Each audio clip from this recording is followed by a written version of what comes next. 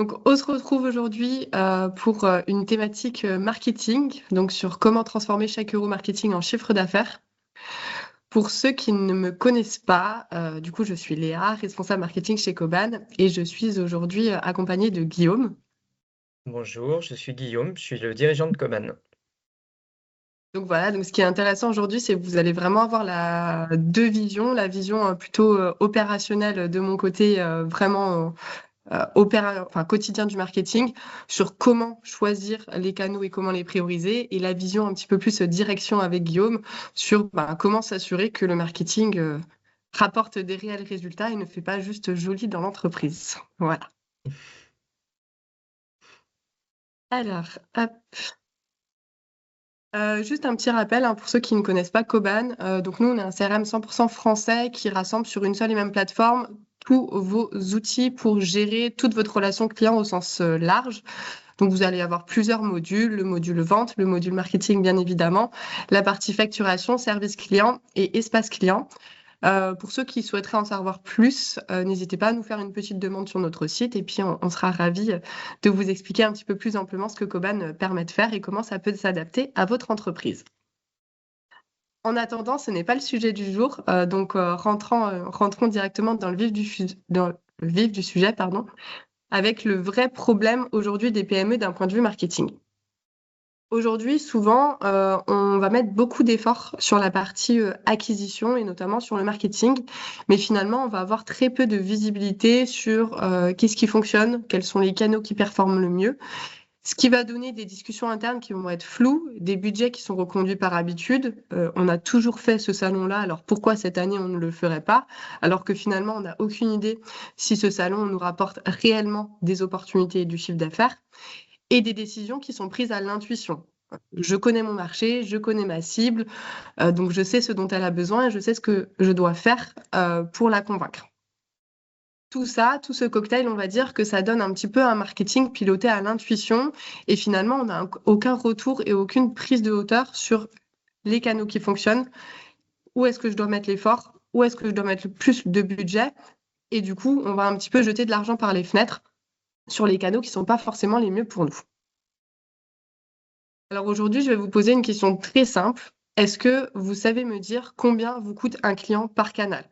C'est-à-dire que par exemple, si vous faites un peu de LinkedIn, si vous faites un peu de SEO et un petit peu de salon, est-ce que vous savez me dire le client que vous avez eu sur le salon, combien ce qui vous a coûté? Prenons un exemple simple. Vous avez fait un salon il y a 6 mois. Est-ce que très rapidement, vous pouvez me dire le salon, combien de leads il vous a généré, combien de prospects il vous a généré, combien d'opportunités et surtout combien de clients et combien de chiffres d'affaires? Et du coup, vous en déduisez forcément le coût d'acquisition client. Si vous ne savez pas me donner cette réponse tout de suite, assez rapidement, ça veut dire que déjà, vous avez bien fait de s'inscrire à ce webinaire et que du coup, il va falloir revoir votre stratégie pour vraiment prioriser les canaux, piloter avec de la data et du coup, sortir un petit peu ces chiffres-là pour tout simplement aller dans la bonne direction d'un point de vue marketing. Alors là, j'ai recensé, on va dire, les 4 erreurs classiques qu'on voit le plus souvent d'un point de vue marketing. Premièrement, c'est on regarde les leads, pas le chiffre d'affaires. C'est-à-dire que très souvent, on va être capable de dire, OK, là, j'ai généré 10 leads et on va avoir une vue plutôt unitaire du lead. On va dire, oui, il était bien, j'ai eu un call, mais voilà. On n'en sait pas plus. On va pas regarder vraiment tout le tunnel de vente et on va pas savoir finalement à la fin, est-ce qu'il nous a généré du chiffre d'affaires et si oui, combien est-ce qu'il nous en a généré. Deuxièmement, le marketing et la vente ne sont pas connectés. C'est des services qui sont distincts, il y a des outils qui peuvent être différents, il peut y avoir aussi un manque de communication ou des actions qui sont faites de part et d'autre mais sans vraiment uniformité. Et du coup, ça donne un retour sur investissement qui n'est pas forcément très fiable. Troisième erreur, on teste trop de choses en même temps. On fait un peu de SEO, un peu de LinkedIn, un peu de Google Ads, un peu de webinar, mais on ne se met jamais à fond sur un seul canal et on ne sait pas véritablement s'il peut performer ou pas.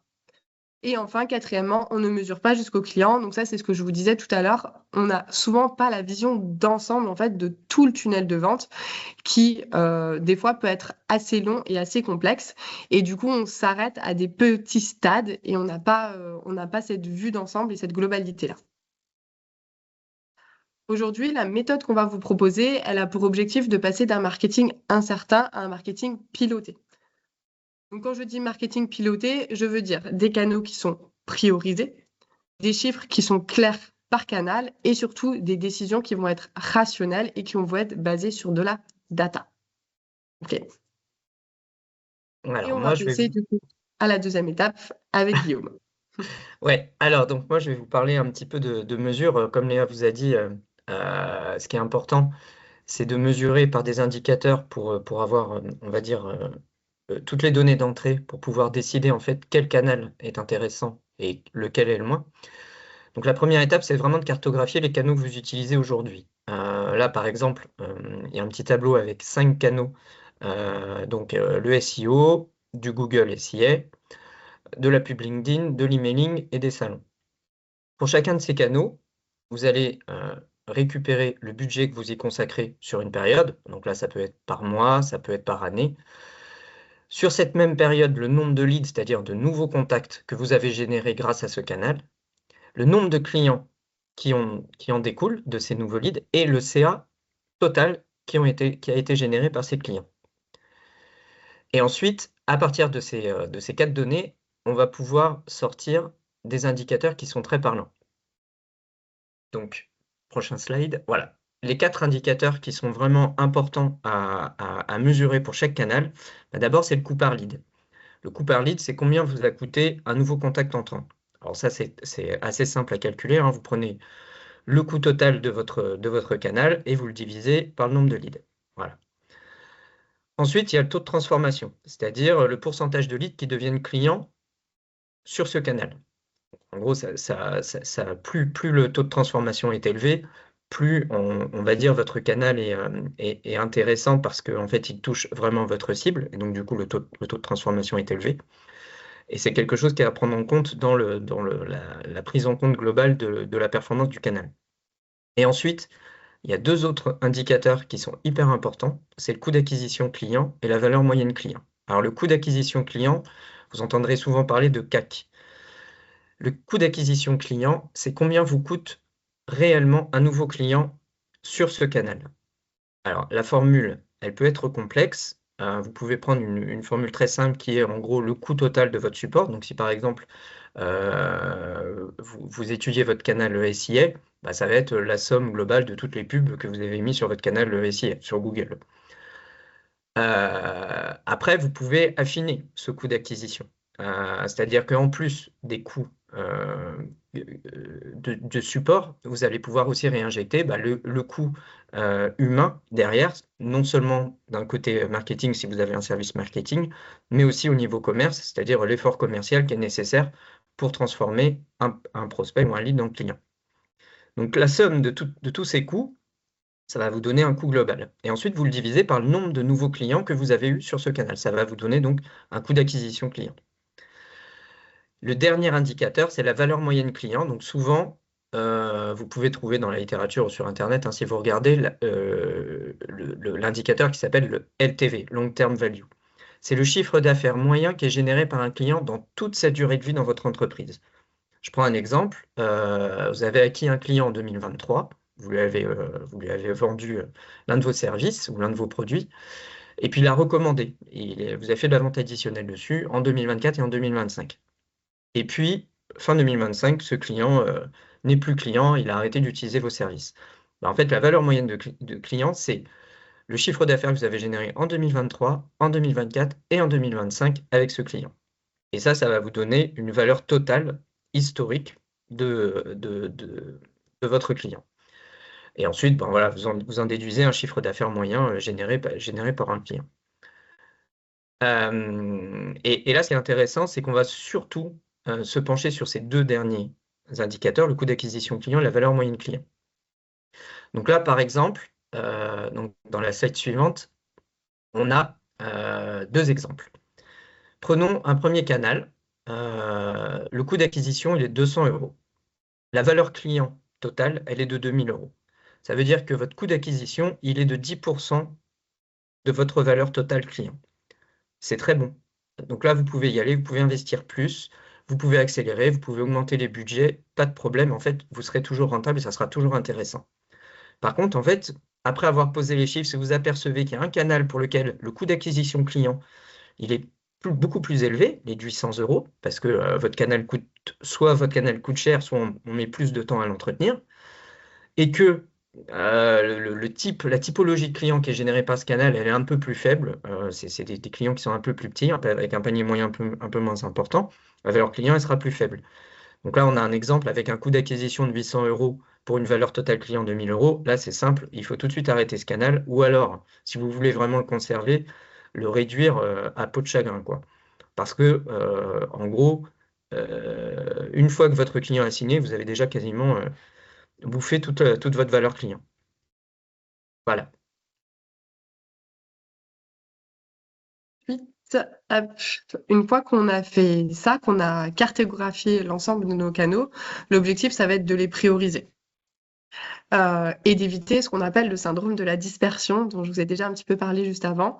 Donc le syndrome de la dispersion, c'est je fais un peu de SEO, un peu de LinkedIn, un peu de pub, un peu d'email, et finalement, il n'y a aucun canal qui performe concrètement. Donc pour prioriser nos canaux, on va utiliser ce qu'on appelle la méthode Bullseye. Alors oui, c'est encore un terme anglophone pour désigner une méthode marketing, mais vous allez voir qu'elle est très parlante et surtout qu'elle est très visuelle, donc ça permet très facilement en fait de classer ces canaux et de les prioriser. Donc très schématiquement, la méthode Bullseye, en fait, ça va être un cercle, comme vous voyez sur la slide sur la droite, avec 3 niveaux. Le centre du cercle, ça va être vos canaux prioritaires. Donc là où vous allez investir le plus. Ensuite, le milieu du cercle, ça va être vos canaux secondaires. Et enfin, l'extérieur du cercle, ça va être les canaux à tester ou les canaux opportunistes. On peut les appeler des deux façons. Vous allez me dire, ok, c'est très bien Léa, mais finalement, comment est-ce que je décide ce que je mets en canaux prioritaires, qu'est-ce que je mets en canaux secondaires, etc. Sur la slide suivante, je vous ai mis un petit peu les définitions de chaque segment. Donc les canaux prioritaires, ce sont vraiment ceux qui vous génèrent déjà du résultat et ceux en qui vous avez une confiance aveugle. Vous savez que vous avez du lead, vous savez que vous avez des clients grâce à ce canal-là, donc vous allez pouvoir y investir plus de ressources car il y a un bon retour sur investissement. Les canaux secondaires, ce sont des canaux prometteurs, mais vous ne les avez pas encore validés totalement. Donc vous allez les tester, mais avec des ressources limitées pour les valider ou au contraire les infirmer. Et enfin, les canaux autres ou opportunistes, ce sont les canaux soit qui ne fonctionnent pas encore ou soit qui ne sont pas pertinents pour votre cible. Donc vous pouvez les mettre de côté, mais vous n'allez pas les exclure définitivement. Parce qu'on en parlera tout à l'heure, la méthode Bullseye, c'est une méthode qui va changer, qui n'est pas figée dans le temps. Donc il y a des canaux qui vont être opportunistes aujourd'hui, qui finalement, peut-être dans 6 mois ou dans 1 an, deviendront des canaux prioritaires. Donc pour faire votre choix, vous avez 2 solutions. Le mieux, bien évidemment, c'est de se servir du petit tableau qu'on vous a montré à l'étape précédente de cartographie avec la data. Par contre, on a bien conscience qu'aujourd'hui, vous n'avez pas forcément toute cette data en votre possession. Donc pour faire la première fois votre méthode Bullseye, vous pouvez aussi également vous fier à votre intuition et à votre connaissance marché. C'est-à-dire, vous savez déjà à peu près les canaux qui fonctionnent, ceux qui sont là, mais vous ne savez pas vraiment, et au contraire, ceux qui, clairement, votre cible n'est pas là-dessus. Donc oui, je vous ai dit tout à l'heure que piloter à l'intuition, ce n'était pas l'objectif, mais au début, si vous n'avez pas de data, vous êtes bien obligé d'avoir un point de départ. Donc, vous pouvez commencer comme ça. Et comme je vous disais, la méthode Bullseye, elle va évoluer dans le temps. Donc, dans un premier temps, vous faites un classement, on va dire, approximatif. Et dès que vous aurez de la data, on va dire dans 3 à 6 mois, bah là, vous pourrez revenir sur votre méthode Bullseye et changer un petit peu les canaux et les centres d'intérêt. Hop. Du coup, en exemple, voilà ce que ça peut donner. Donc, les canaux prioritaires, j'ai mis LinkedIn et les webinaires techniques, les canaux secondaires, le SEO, et les canaux à tester, donc les salons professionnels et la publicité Google. Donc, ça veut dire que 70 à 80% de votre budget doit aller dans les canaux prioritaires. Quand je dis budget, c'est budget et ressources humaines également. Ensuite, vous en mettez un petit peu sur les canaux secondaires et une petite partie quand même sur les canaux à tester, les canaux opportunistes, parce que c'est important de tester de nouvelles choses et de ne pas rester cantonné, entre guillemets, à ce que vous connaissez déjà. Donc là, hein, j'ai fait ça sous forme de cercle, parce que la méthode Bullseye, c'est un cercle, mais vous allez voir, en fin de webinaire, on vous donnera un template à télécharger au format Excel qui va vous permettre directement de classer automatiquement vos canaux très simplement dans un tableau et qui sera du coup très visuel pour vous. Ensuite, là, dans l'exemple que je vous ai donné, c'est plutôt simple parce que finalement, dans les canaux prioritaires, j'en ai 2, j'ai un seul canal secondaire et j'ai 2 canaux à tester. Mais dans la réalité des choses, finalement, vous allez faire la méthode Bullseye et vous allez vous rendre compte qu'en fait, vous avez 10 canaux prioritaires, vous en avez 12 secondaires et vous en avez 5 à tester. Et finalement, vous vous dites, bon, bah, ok, c'est bien gentil, mais en fait, même mes 10 canaux prioritaires, je ne peux pas aller sur tous en même temps et je ne peux pas y aller maintenant. Donc, comment j'applique un nouveau filtre en fait dans ces canaux-là? Eh ben, on peut utiliser la méthode ICE. Donc ça, c'est vraiment pour aller plus loin, hein. Dans un premier temps, si la méthode Bullseye vous suffit, vous pouvez vous arrêter là et faire la méthode ICE uniquement quand vous avez beaucoup de canaux à développer. La méthode ICE, en fait, elle consiste tout simplement à prendre l'ensemble de vos canaux et de leur attribuer un score. Un score selon 3 niveaux. Vous allez noter l'impact, donc c'est-à-dire le potentiel de chiffre d'affaires de ce canal, la confiance, donc la probabilité que ça fonctionne pour vous, à quel point vous avez confiance en fait tout simplement en ce canal, et l'effort, c'est-à-dire les ressources à déployer pour atteindre le potentiel de chiffre d'affaires. Vous allez donner une note de 1 à 10 pour chacun de vos canaux. Donc, par exemple, là, dans le tableau, hein, j'ai mis LinkedIn, j'ai mis impact 8, confiance 7 et effort 7. Ça veut dire que j'ai confiance en ce canal et je pense qu'il peut me rapporter beaucoup.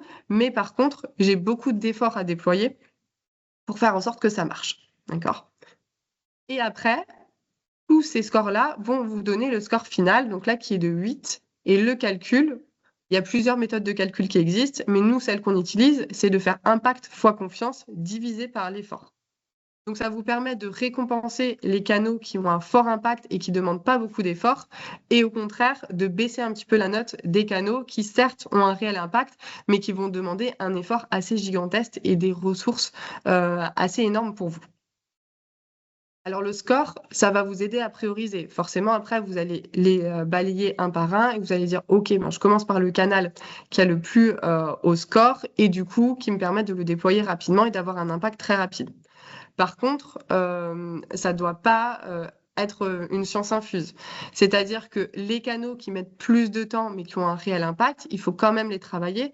Seulement, vous savez qu'en fait, ça va être des canaux que vous allez travailler sur 1 ou 2 semestres pour vraiment pouvoir générer de l'impact à la fin.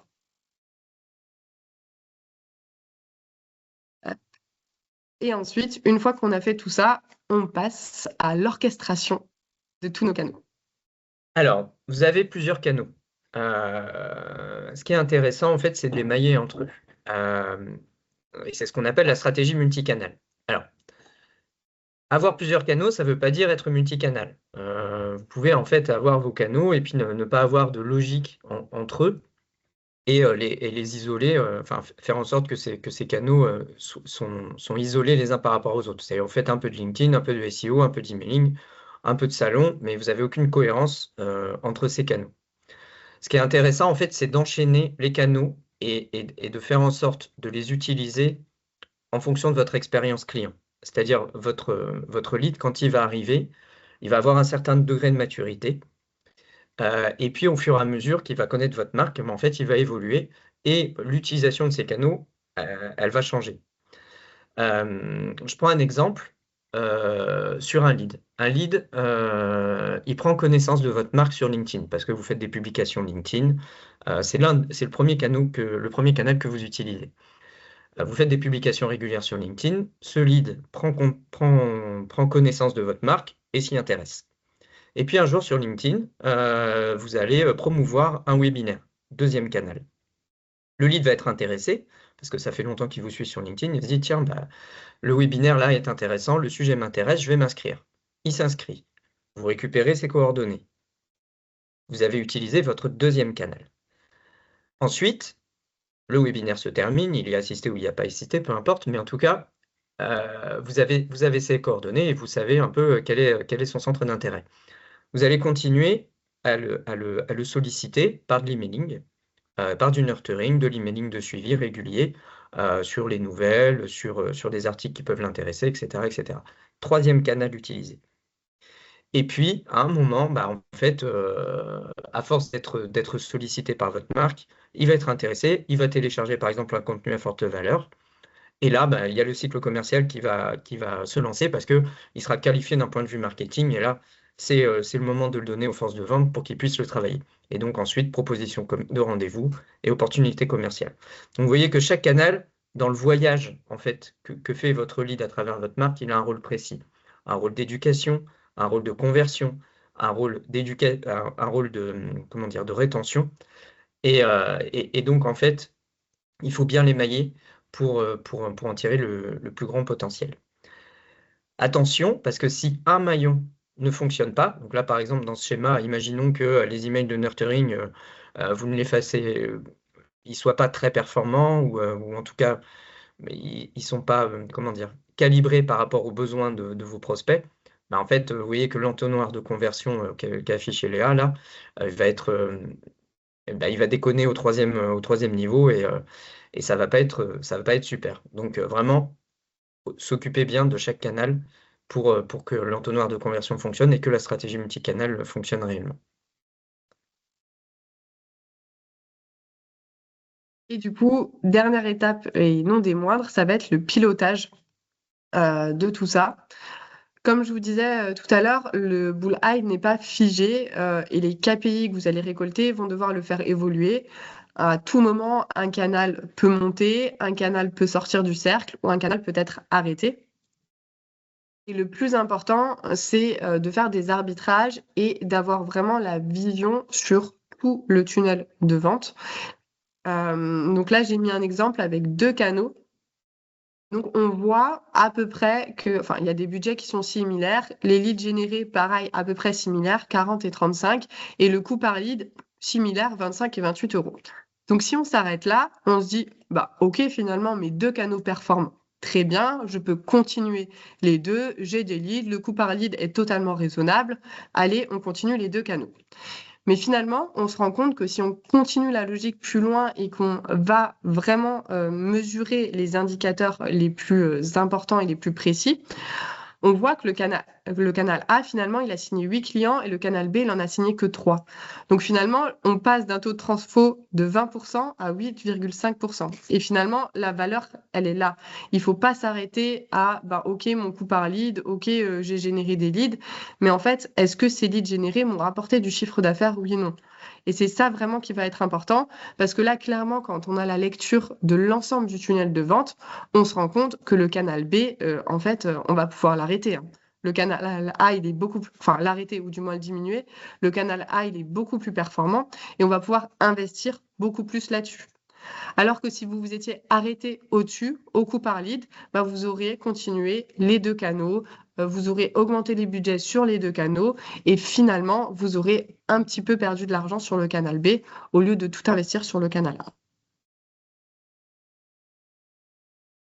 Et ensuite, tout ça, ben, il va falloir le retravailler, le retravailler, le retravailler. Alors la méthode Bullseye, vraiment, on va dire, le fait de se poser sur les canaux et de les mettre au centre, au milieu ou à l'extérieur, vous n'êtes pas obligé de le faire tous les 4 matins. Hein. Ça, c'est vraiment une méthode qui se construit normalement, allez, par trimestre, voire même par semestre. Et vous pouvez y revenir dessus, du coup, tous les semestres pour voir un petit peu ce qui a bougé. Par contre, tout ce qui va être KPI et suivi des canaux de façon plus unitaire, ça, il faut le faire très régulièrement pour s'assurer que tout ce que vous avez mis en place fonctionne bien. Donc, en fonction de votre, on va dire, timing de pilotage, donc mois, trimestre, semestre, il va falloir prendre 5 décisions. Donc, premièrement, bah, mesurer, hein, comme je vous l'avais dit, le plus important, c'est d'avoir vos chiffres et de les avoir le plus facilement possible. Si chaque mois ou chaque semaine, vous devez faire des fichiers Excel dans tous les sens pour sortir les chiffres, ça va être intenable sur le long terme et surtout, il y a des risques d'erreur et finalement, il y a risque qu'on ne voit pas les bonnes choses. Donc mesurer, hein, c'est tous les indicateurs dont on a déjà parlé au préalable. Ensuite, deuxièmement, d'identifier les écarts. Quels sont les canaux qui progressent, quels sont les canaux qui se dégradent, d'où est-ce que vient le problème? Est-ce que ça vient plutôt de la partie marketing sur la génération ou de la partie vente vraiment plus sur la transformation? Troisième décision, l'arbitrage. Donc, augmenter ou diminuer les budgets, réduire ou suspendre un canal, ajuster un parcours de vente, donc un tunnel de vente, comme l'entonnoir qu'on vous a montré tout à l'heure. On se rend compte que les emails de nurturing ne fonctionnent pas, comme Guillaume l'a dit. Ben, finalement, on va les changer. On va mettre plutôt des emails expédiés de la part du commercial au lieu d'expédier depuis l'adresse mail marketing, etc., etc. Quatrièmement, tester intelligemment. Donc ça, je vous en avais un petit peu parlé. Il faut toujours se garder un petit budget en expérimentation pour aller sur des canaux où vous vous dites, ben finalement, j'y crois pas trop, mais pourquoi pas? Et souvent, on peut avoir des très bonnes surprises. Par contre, bien évidemment, vous n'allez pas y consacrer 100% de votre budget et 100% de vos ressources internes. Donc, bien garder, on va dire, 5 à 10% de votre budget et de vos ressources pour tester de nouveaux canaux et voir si ça peut fonctionner ou pas. Par contre, il faut bien que le test ait un objectif clair, une durée définie et un KPI de validation. Il ne faut pas tomber dans le piège de je teste le canal, mais maintenant qu'il est en place, ben en fait, il tourne et puis je vais le laisser comme ça sans vraiment le réévaluer. Et enfin, la cinquième chose à faire, donc réévaluer le bull eyes. Donc, est-ce que mes canaux qui sont au centre doivent bien rester au centre? Est-ce qu'un canal doit monter? Est-ce qu'un canal doit descendre, etc. Donc, moi, je vous conseille vraiment de faire l'exercice, de reprendre la méthode du début, de repartir à zéro, lister les canaux et décider où est-ce que vous mettez chacun de vos canaux.